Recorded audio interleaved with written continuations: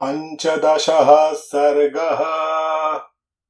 सुमंत्र का राजा की आज्ञा से श्री राम को बुलाने के लिए उनके महल में जाना।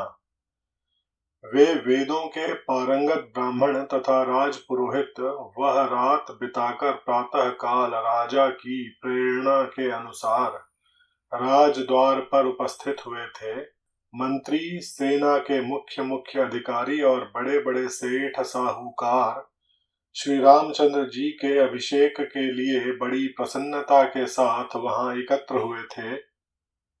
निर्मल सूर्योदय होने पर दिन में जब पुष्य नक्षत्र का योग आया तथा श्री राम के जन्म का कर्क लग्न उपस्थित हुआ, उस समय श्रेष्ठ ब्राह्मणों ने श्री राम के अभिषेक के लिए सारी सामग्री एकत्र करके उसे जचाकर रख दिया।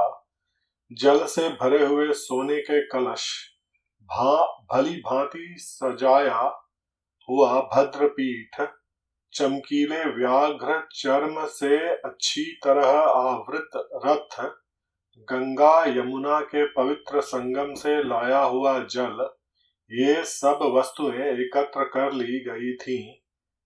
इनके सिवा जो अन्य नदियां, पवित्र जलाशय, कूप और सरोवर हैं तथा जो पूर्व की ओर बहने वाली गोदावरी और कावेरी आदि नदियां हैं, ऊपर की ओर प्रवाह वाले जो ब्रह्मावर्त आदि सरोवर हैं तथा दक्षिण और उत्तर की ओर बहने वाली जो गंडकी एवं सोनभद्र आदि नदियां हैं, जिनमें दूध के समान निर्मल जल भरा रहता है, उन सबसे और समस्त समुद्रों से भी लाया हुआ जल वहां संग्रह करके रखा गया था। इनके अतिरिक्त दूध, दही, घी, मधु, लावा, कुश, फूल, 8 सुंदर कन्याएं, मदमत्त गजराज और दूध वाले वृक्षों के पल्लवों से ढके हुए सोने चांदी के जलपूर्ण कलश भी वहां विराजमान थे, जो उत्तम जल से भरे होने के साथ ही पद्म और उत्पलों से संयुक्त होने के कारण बड़ी शोभा पा रहे थे।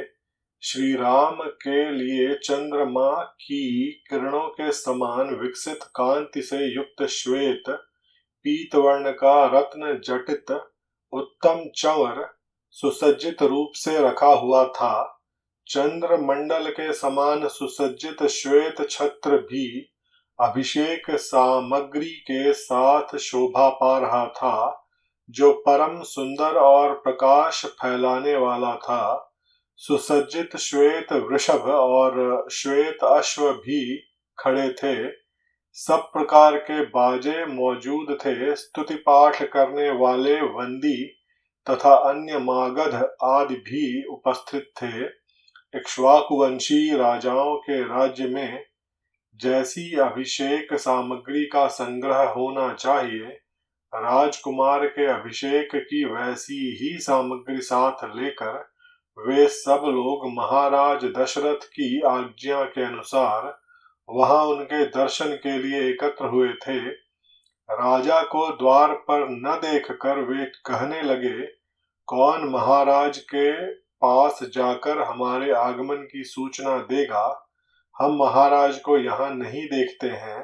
सूर्योदय हो गया है और बुद्धिमान श्री राम के यौवराज्याभिषेक की सारी सामग्री जुट गई है।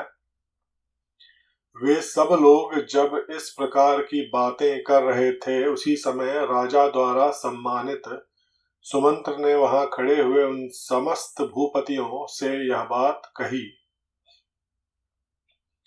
मैं महाराज की आज्ञा से श्री राम को बुलाने के लिए तुरंत जा रहा हूँ। आप सब लोग महाराज के तथा विशेषतः श्री रामचंद्र जी के पूजनीय हैं। मैं उन्हीं की ओर से आप समस्त चिरंजीवी पुरुषों के कुशल समाचार पूछ रहा हूँ।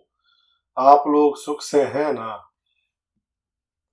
ऐसा कहकर और जगे हुए होने पर श्री महाराज के बाहर न आने का कारण बताकर पुरातन वृत्तांतों को जानने वाले सुमंत्र पुनः अंतःपुर के द्वार पर लौट आए। वह राजभवन सुमंत्र के लिए सदा खुला रहता था। उन्होंने भीतर प्रवेश किया और प्रवेश करके महाराज के वंश की स्तुति की। तदनंतर वे राजा के शयन गृह के पास जाकर खड़े हो गए। उस घर के अत्यंत निकट पहुंचकर, जहां बीच में केवल चिक का अंतर रह गया था, खड़े हो वे गुण वर्णन पूर्वक आशीर्वाद सूचक वचनों द्वारा रघुकुल नरेश की स्तुति करने लगे। कुकत्स्थ नंदन, चंद्रमा, सूर्य, शिव, कुबेर, वरुण, अग्नि और इंद्र आपको विजय प्रदान करें। भगवती, रात्रि विदा हो गई। अब कल्याण स्वरूप दिन उपस्थित हुआ है। राज सिंह, निद्रा त्याग कर जग जाइए और अब जो कार्य प्राप्त है उसे कीजिए। ब्राह्मण, सेना के मुख्य अधिकारी और बड़े बड़े सेठ साहूकार यहाँ आ गए हैं। वे सब लोग आपका दर्शन चाहते हैं। रघुनंदन, जागिए। मंत्रणा करने में कुशल सूत सुमंत्र जब इस प्रकार स्तुति करने लगे, तब राजा ने जागकर उनसे यह बात कही। सूत, श्री राम को बुला लाओ। यह जो मैंने तुमसे कहा था उसका पालन क्यों नहीं हुआ? ऐसा कौन सा कारण है जिससे मेरी आज्ञा का उल्लंघन किया जा रहा है? मैं सोया नहीं हूं। तुम श्री राम को शीघ्र यहाँ बुला लाओ। इस प्रकार राजा दशरथ ने जब सूत को फिर उपदेश दिया, तब वे राजा की वह आज्ञा सुनकर सिर झुकाकर उसका सम्मान करते हुए राजभवन से बाहर निकल गए। वे मन ही मन अपना महान प्रिय हुआ मानने लगे। राजभवन से निकलकर सुमंत्र ध्वजा पताकाओं से सुशोभित राजमार्ग पर आ गए। वे हर्ष और उल्लास में भरकर सब ओर दृष्टि डालते हुए शीघ्रता पूर्वक आगे बढ़ने लगे। सूत सुमंत्र वहां मार्ग में सब लोगों के मुंह से श्री राम के राज्याभिषेक की आनंददायिनी बातें सुनते जा रहे थे। तदनंतर सुमंत्र को श्री राम का सुंदर भवन दिखाई दिया, जो कैलाश पर्वत के समान श्वेत प्रभा से प्रकाशित हो रहा था। वह इंद्र भवन के समान दीप्तिमान था। उसका फाटक विशाल किवाड़ों से बंद था। उसके भीतर का छोटा सा द्वार ही खुला हुआ था।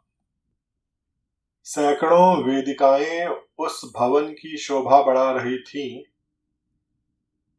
उसका मुख्य अग्रभाग सोने की देव प्रतिमाओं से अलंकृत था। उसके बाहर फाटक में मणि और मूंगे जड़े हुए थे। वह सारा भवन शरद ऋतु के बादलों की भांति श्वेत कांति से युक्त दीप्तिमान और मेरु पर्वत की कंदरा के समान शोभायमान था। सुवर्ण निर्मित पुष्पों की मालाओं के बीच बीच में पिरोई हुई बहुमूल्य मणियों से वह भवन सजा हुआ था। दीवारों में जड़ी हुई मुक्ता मणियों से व्याप्त होकर जगमगा रहा था, अथवा वहां मोती और मणियों के भंडार भरे हुए थे। चंदन और अगर की सुगंध उसकी शोभा बढ़ा रही थी। वह भवन मलयाचल के समीपवर्ती दुर्दुर नामक चंदन गिरी के शिखर की भांति सबोर मनोहर सुगंध बिखेर रहा था। कलरव करते हुए सारस और मयूर आदि पक्षी उसकी शोभा वृद्धि कर रहे थे। सोने आदि की सुंदर ढंग से बनी हुई भेड़ियों की मूर्तियों से वह व्याप्त था। शिल्पियों ने उसकी दीवारों में बड़ी सुंदर नक्काशी की थी। वह अपनी उत्कृष्ट शोभा से समस्त प्राणियों के मन और नेत्रों को आकृष्ट कर लेता था।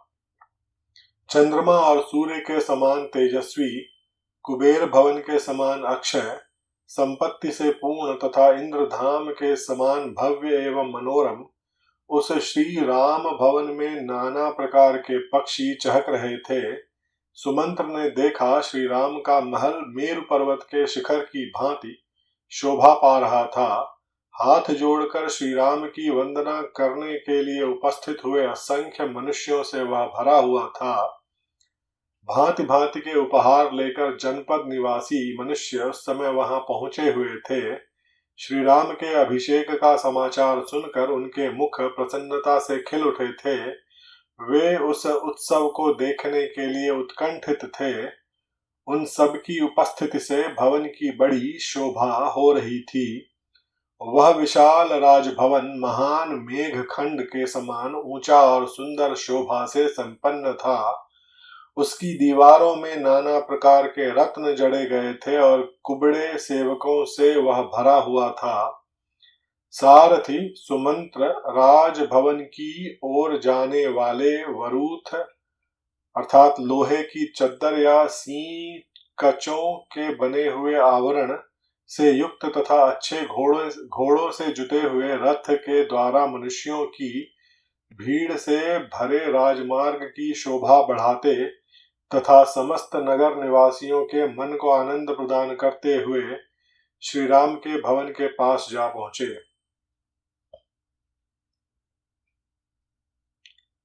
उत्तम वस्तु को प्राप्त करने के अधिकारी श्री राम का वह महान समृद्धिशाली विशाल भवन शचीपति इंद्र के भवन की भांति सुशोभित होता था।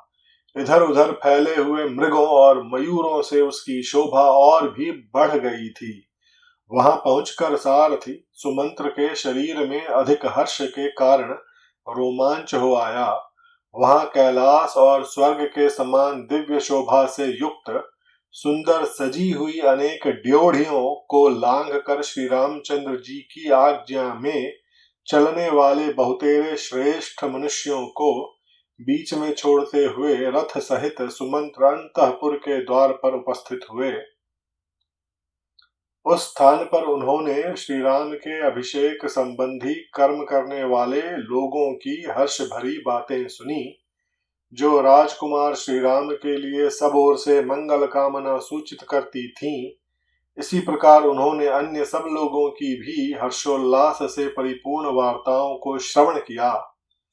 श्री राम का वह भवन इंद्र सदन की शोभा को तिरस्कृत कर रहा था। मृगों और पक्षियों से सेवित होने के कारण उसकी रमणीयता और भी बढ़ गई थी। सुमंत्र ने उस भवन को देखा। वह अपनी प्रभा से प्रकाशित होने वाले मेरुगिरि के ऊंचे शिखर की भांति सुशोभित हो रहा था। उस भवन के द्वार पर पहुंचकर सुमंत्र ने देखा श्री राम की वंदना के लिए हाथ जोड़े उपस्थित हुए जनपदवासी मनुष्य अपनी सवारियों से उतरकर हाथों में भांति भांति के उपहार लिए करोड़ों और परार्धों की संख्या में खड़े थे, जिससे वहां बड़ी भारी भीड़ लग गई थी। तदनंतर उन्होंने श्री राम की सवारी में आने वाले सुंदर शत्रुंजय नामक विशालकाय गजराज को देखा, जो महान मेघ से युक्त पर्वत के समान प्रतीत होता था। उसके गंड स्थल से मद की धारा बह रही थी। वह अंकुश से काबू में आने वाला नहीं था। उसका वेग शत्रुओं के लिए अत्यंत असह्य था। उसका जैसा नाम था वैसा ही गुण भी था।